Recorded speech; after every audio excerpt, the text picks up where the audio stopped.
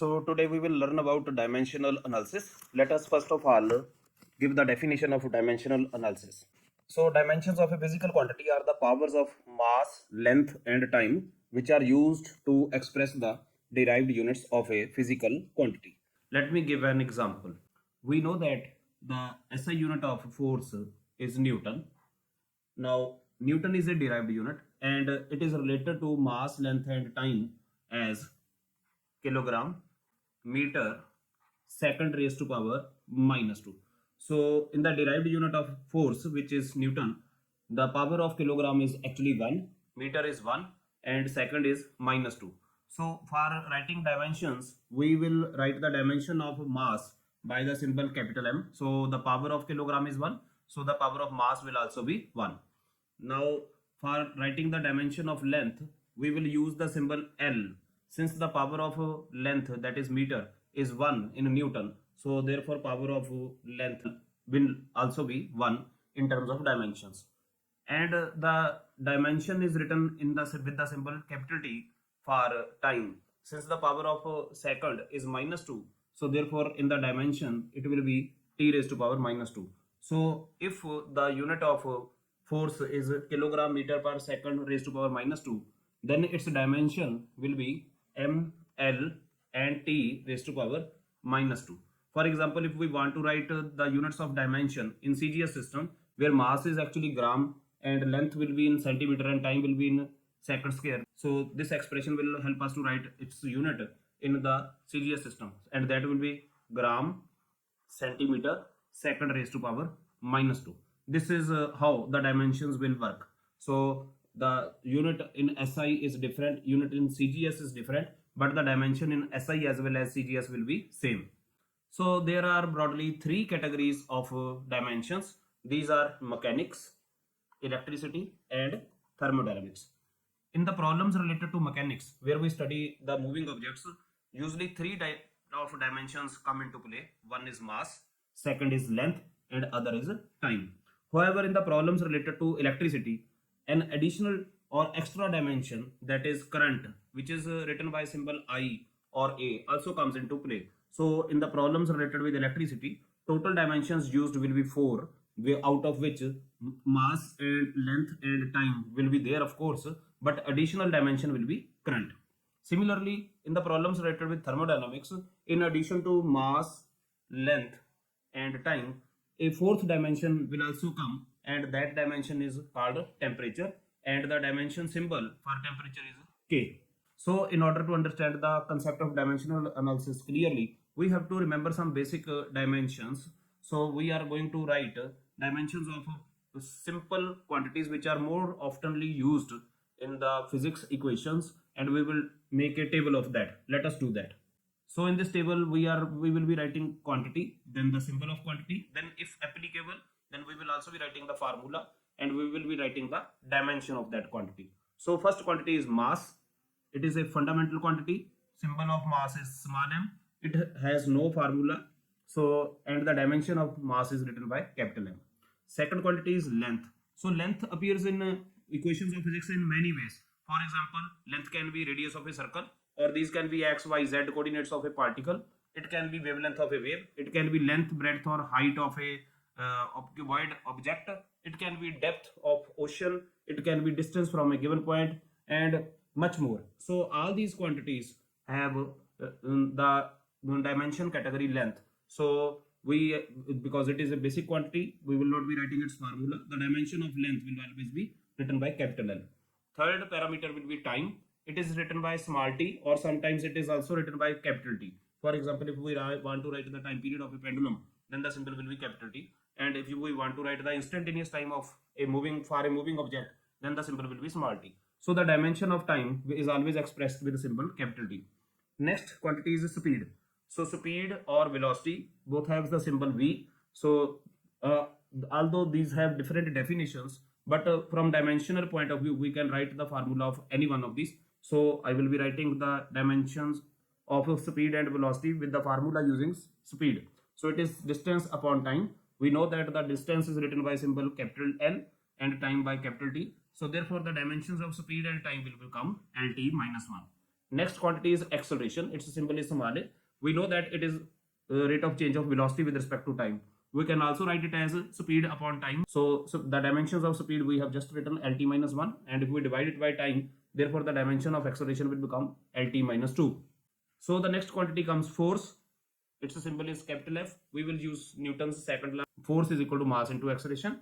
So the dimension of mass is m, and the dimension of acceleration, which we have just written here, found in the previous part of the table, is actually lt minus 2. Hence the dimension of force becomes mlt minus 2. Next quantity is work or energy. Symbol of work is usually written by W, and symbol of energy is usually written as E. However, it can be potential energy, whose general symbol is U, and it could be kinetic energy, whose general symbol is K. But these are different symbols. Dimension in all of these will be same. So the formula for work is force into distance. Dimension of force are here. We have just found in this previous part, and the dimension of distance we know it is L. So when the dimension of force and distance are multiplied, the answer is ml2 t minus 2. Next quantity is power. Symbol is capital P. We do know that power is defined as rate of doing work. So it is work divided by time. Dimensions of work we have just found here. It is ml2 t minus 2. And when we divide it by t, then the dimensions of power will become ml2 t minus 3. Next quantity is linear momentum. Its symbol is usually small p, and it is a product of mass into velocity. So the dimension of mass are m, and dimension of velocity we have found in the previous table. So this is lt minus 1. So we can multiply, and this dimension becomes mlt minus 1. Next is area. Symbol will be A. So area can be, we can write area of sphere, area of circle, anything which has area, any formula can be used. But I am using here the formula for area as area of a rectangle, which is product of length into breadth. Now the dimension of length is capital L. Dimension of breadth is also capital N. So the dimension of area will be L square. Next is volume. Symbol will be V. Again, there are many quantities having different expressions for its volume. So I am using for volume to be volume of a cuboid, which is length into breadth into height. Dimension of each of these is L. So the dimension of a volume will always be L cube. Let us go to the next quantity. So the next quantity is pressure. Symbol is again capital P. According to the definition, it is the ratio of force per unit area. So we know that the dimension of force are mlt minus 2. Area is L square. And upon simplification, the dimension of pressure become ml minus 1 t minus 2. Next is angular momentum. Its symbol is capital L, and it is the product of mass and velocity and radius of the circle. So mass dimension has m, velocity is lt minus 1, and radius comes in length category. So the dimension of angular momentum become L ml2 t minus 1. Next quantity is torque. Symbol is tau. It is tau, tau, and the formula for torque is again force into distance. So it is ml t minus 2. This is the dimension of force. This is the dimension of distance. So the formula for torque will become ml2 t minus 2, which is same as the dimension of energy and work. Next quantity is surface tension, which is written by capital T, or it is another quantity is force constant. Which these two quantities have different definitions. I will not go to these definitions. However, formula for both of these is force per unit length.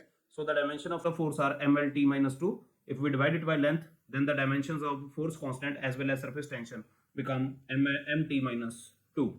So this table we have to remember. Let us now write some tips for solving the numericals.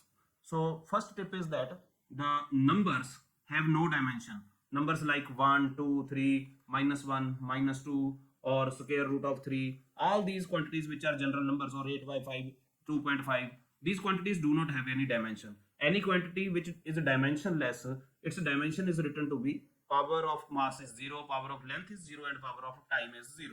So dimensionless quantities have power of mass, length as well as time to be 0. Next is, while solving the problems using dimensions, there may be some constants of proportionality involved in the formula. So the constants of proportionality, their units should be taken as dimensionless if these are not given in the statement. So if the dimensions of any constant which are related to a formula are not given in the statement, we will without hesitation take its dimension to be dimensionless. That is m raised to power 0, L raised to power 0, and T raised to power 0. Let us now take an example. So suppose in a statement it is given to us that the potential energy U depends upon mass, acceleration due to gravity g and height h. Now u is proportional to m and g and h. If we want to convert this proportionality into equality, we have to use a constant of proportionality. That constant of proportionality comes out to be k. So we can write it by with another symbol also, c also, k also. So I have written here this constant of proportionality as k. Since nothing is given about this constant of proportionality in the statement of the question, so when we will be solving this question using dimensions, then the dimensions of k should be taken as m0, l0, t0, because the dimensions of this constant of proportionality are not given in the statement. So there are three applications of dimensional analysis. Let us see what are these three applications. First application is to check the correctness of a physical equation. So dimensional analysis can be used whether an equation is dimensionally correct or not. So if an equation is dimensionally correct, then it can be a true equation of physics. However, if an equation is not dimensionally correct, then it cannot be a true equation of physics. Second application of dimensional analysis is to derive the formula between different variables. So if we are given that one quantity depends upon three variables, then we can use dimensional analysis to establish a basic relation between that quantity and the given three variables. Remember that the second method is not applicable if the number of variables in the equation are more than 3. Similarly, dimensional analysis can also be used to convert one unit of a quantity into another unit of same quantity. For example, Newton and dyne. Both are units of same quantity, that is force. If we want to establish a relation between 1 Newton and dyne, so suppose if we want to calculate that 1 Newton stands to equal to how many dyne, then we can use the dimensional analysis to find this answer. So in the next coming lecture, we will discuss examples of these three applications of dimensional analysis. Thank you.